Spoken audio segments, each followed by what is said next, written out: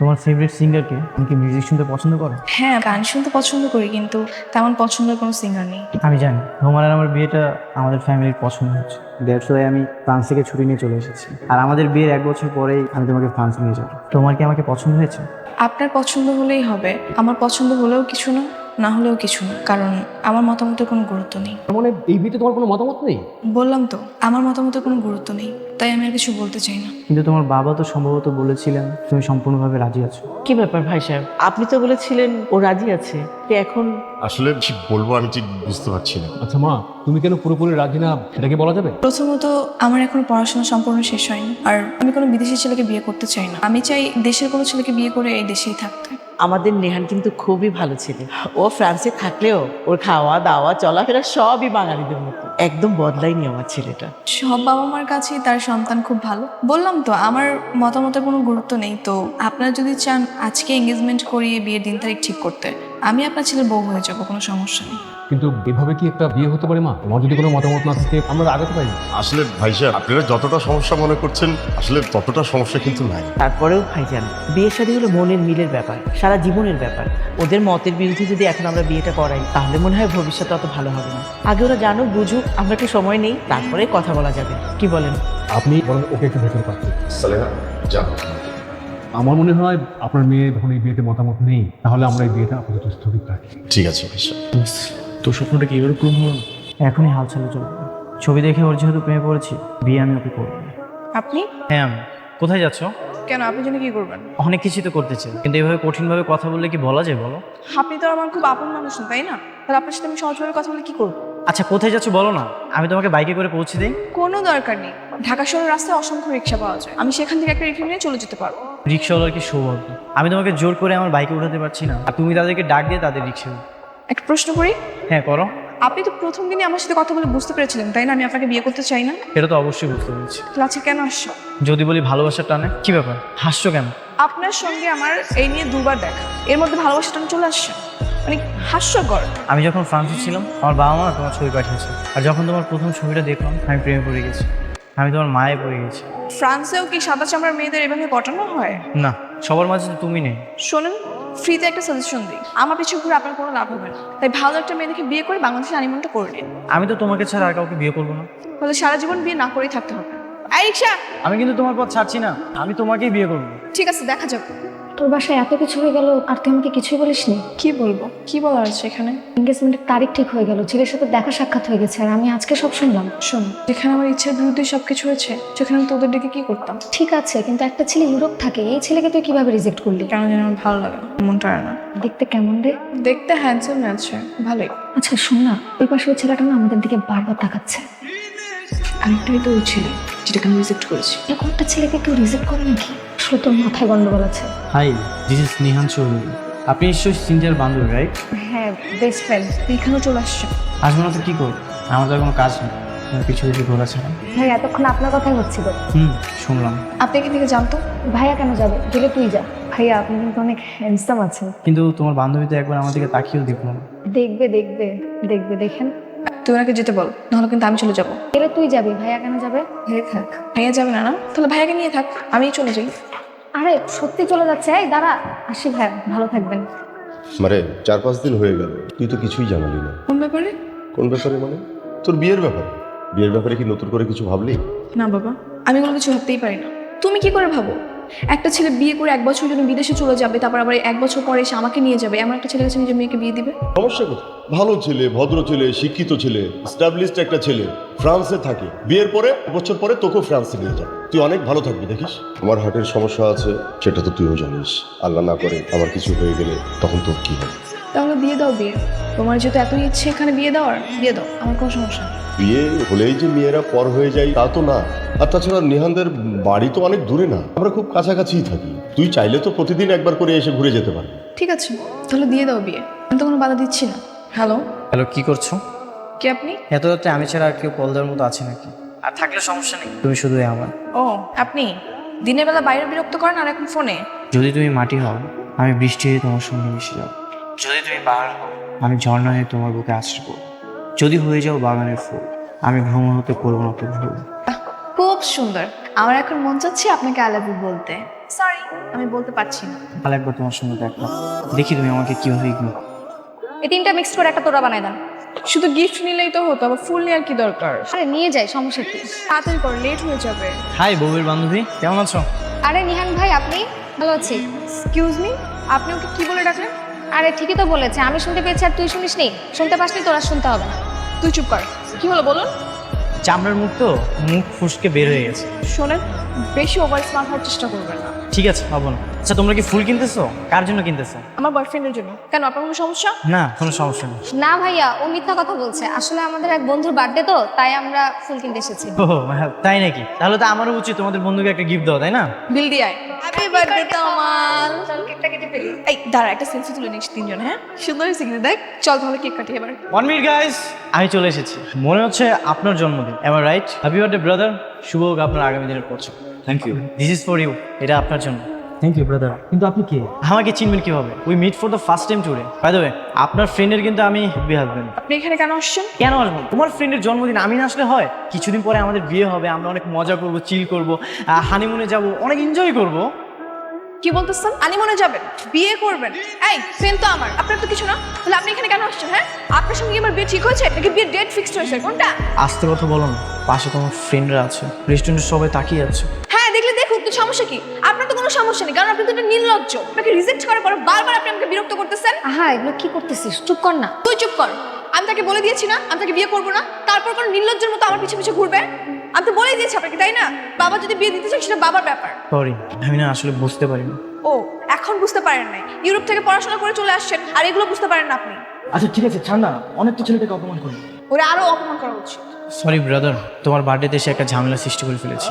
Please continue, enjoy your time. বাবা, মা, তোমরা কোথায়? এত চিল্লাচ্ছিস কেন? কোনো সমস্যা নাকি বা? মা, আমি সিন্ধিয়াকে বিয়ে করতেছি, তোমরা বিয়ের আয়োজন করো। এত তাড়াহুড়ো করছিস কেন? কোনো সমস্যা নাকি? না কোনো সমস্যা নেই, তোমরা তাড়াতাড়ি বিয়ের ব্যবস্থা করো, আমাকে ফ্রান্সে চলে যেতে হবে। আচ্ছা ঠিক আছে, আমি ওর বাবার সাথে কথা বলছি, আশা করি উনি অমত করবেন। ঠিক আছে? ঠিক আছে বাবা, যত দ্রুত সম্ভব তার বাবার সাথে তুমি কথা বলো। ওকে, আমি এক্ষুনি ফোন দিচ্ছি বাবা। আচ্ছা ঠিক আছে, কোনো চিন্তা করিস না, তুই যা ফ্রেশ হয়ে নে, আমরা একসাথে খাবো। ঠিক আছে মা। সিনথিয়া, হ্যাঁ বাবা, আসো। কিছু বলবা? হ্যাঁ ওর সাথে একটু কথা আছে। নিহানের বাবা ফোন করেছে, বিয়ের ব্যাপারে আমরা কি সিদ্ধান্ত নিলাম সেটা জানতে চাচ্ছি। এখন কি সিদ্ধান্তটা জানাবো আমি ঠিক বুঝতে পারছি। তো তুমি কি চাও সেটাই বলো। মারে, আর 10 জন বাবা মা যেটা চাই আমিও ঠিক সেটাই চাই। আসলে ছেলেটা খুবই ভালো, ভদ্র একটা ছেলে, স্মার্ট একটা ছেলে, সেটা তো চোখের সামনেই দেখলি। তারপরে সে ফ্রান্সে সেটেল, বিয়ের পরে তোকেও সে ফ্রান্সে নিয়ে যাবে। তুই নেহানকে বিয়ে করলে অনেক সুখে থাকবি রে। আমার শরীরের অবস্থাটা খুব একটা ভালো না। আল্লাহ না করে আমার যদি কিছু হয়ে যায় তাহলে তোর কি হবে? তোকে যদি একটা ভালো জায়গায় রেখে যেতে পারি তাহলে হয়তো আমি মরেও শান্তি পাবো। ঠিক আছে বাবা, তুমি যেটা করে হ্যাপি থাকবা সেটাই করো। তুমি যদি এখানে বিয়ে দিয়ে আমাকে খুশি থাকো তাহলে এতেই আমার খুশি। তুমি ছাড়া তো আমার আর পৃথিবীতে কেউ নেই। তোমার হ্যাপিনেসই আমার হ্যাপিনেস। আমি জানতাম রে মা, তুই আমার কথাতেই সম্মতি দিবি। এত তাড়াতাড়ি ঘুমিয়ে যাবে? আজ আমাদের বাসর রাত, আজ আমরা তো অনেক মজা করব, অনেক গল্প করব। আপনার চিন্তা আপনার কাছেই রাখেন। আপনার সঙ্গে আমার সাথে বিয়েটা হয়েছে, এই সম্পর্কটা এর চেয়ে বেশি দূর আর আগাবে না। মানে কি বলছেন না? আপনার বউ হয়েছে বলে সারাক্ষণ গল্প করবো আপনার সঙ্গে, দুজন মিলে ঘুরতে যাবো, মজা মজা রান্না করে আপনাকে খাওয়াবো, এসব চিন্তা টোটালি বাদ দেন মাথার থেকে। আচ্ছা, এক বিছানায় ঘুমাতে পারবো তো? মানে আমার বিছানায় কি আমি ঘুমাতে পারবো নাকি আমাকে ফ্লোরে ঘুমাতে হবে? হ্যাঁ, আপনার জন্য ফ্লোরটাই নিরাপদ, কারণ ঘুমের মধ্যে যদি আমার গায়ে হাত লাগে তাহলে খবর আছে। ঠিক আছে, বুঝতে পেরেছি। আচ্ছা সমস্যা নেই, আমি ফ্লোরেই ঘুমাচ্ছি।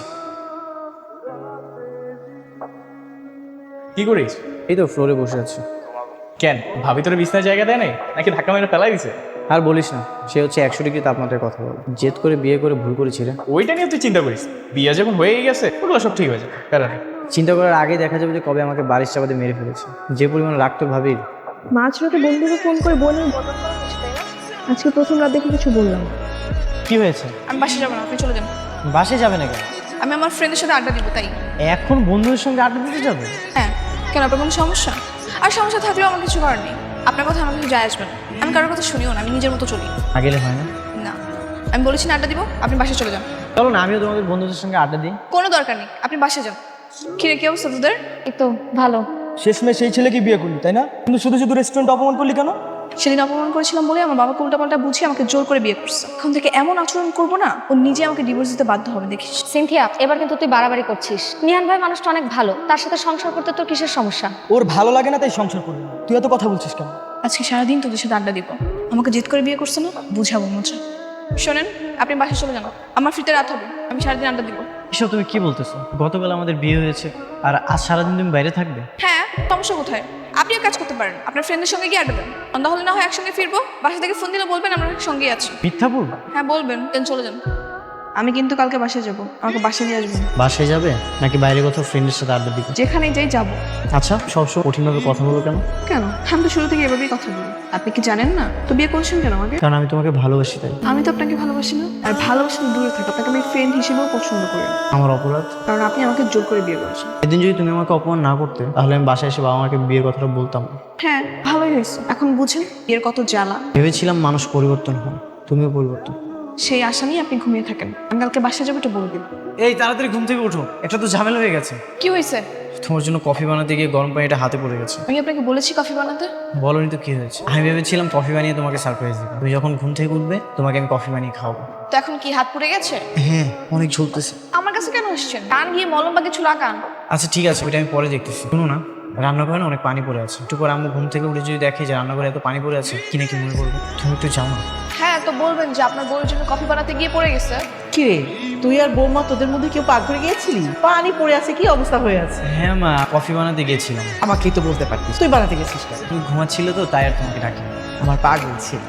তোরা ফ্রেশ হয়ে আয়, আমি নাস্তা রেডি করছি। বৌমা আসো।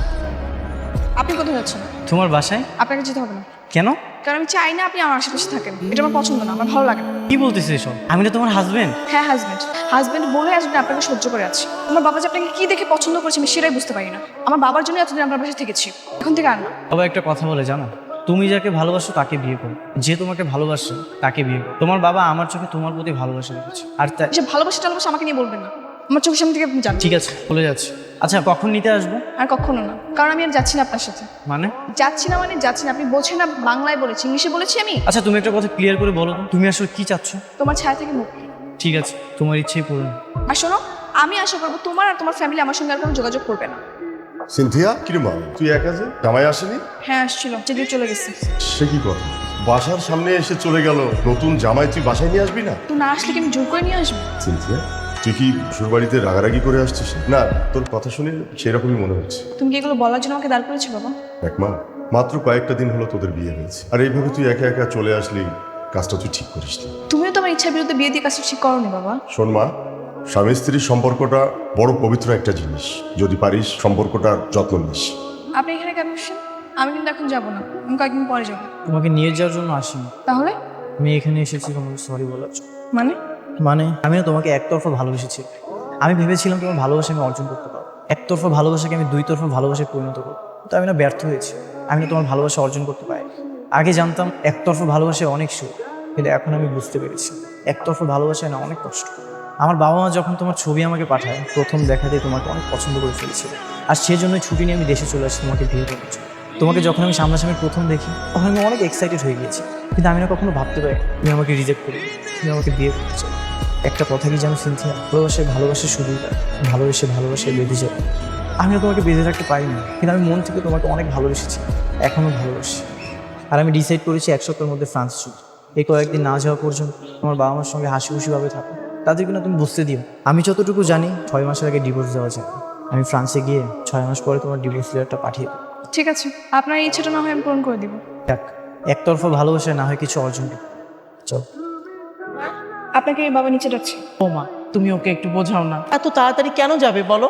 মাত্র বিয়ে করেছে, ঘুরবে ফিরবে, আমরা কত মজা করবো, তা এখনই চলে যেতে চাচ্ছে। আচ্ছা আপনি নিচে যান, আমি বোঝাচ্ছি। কেমন লাগছে আমাকে? কি হলো, কেমন লাগছে বলো? এত সুন্দর করে তোমার জন্য আমি লাল শাড়ি পরে আসছি। আমার জন্য বলেছো? তো কার জন্য? সেটা তো আমি জানি না। তুমি জানো না মানে? আমি এখানে কার জন্য শাড়ি পরে আসবো? আচ্ছা তুমি কি এখন আমার উপর অভিমান করে আছো? দোষটা কি আমার একার বলো? তোমার কোনো দোষ নেই। তুমি শুরুতে আমাকে কি অফার করলে? আমাকে বিয়ে করে একা রেখে বাইরে চলে যাও। একটা মেয়ের কি স্বপ্ন থাকে জানো? বিয়ের পরে তার হাজবেন্ডের সাথে আন্ডারস্ট্যান্ডিং এর জন্য ঘুরবে ফিরবে, টাইম স্পেন্ড করবে, তার তা না। তুমি আমাকে অফার করলে করে আমাকে একা রেখে চলে যাবে।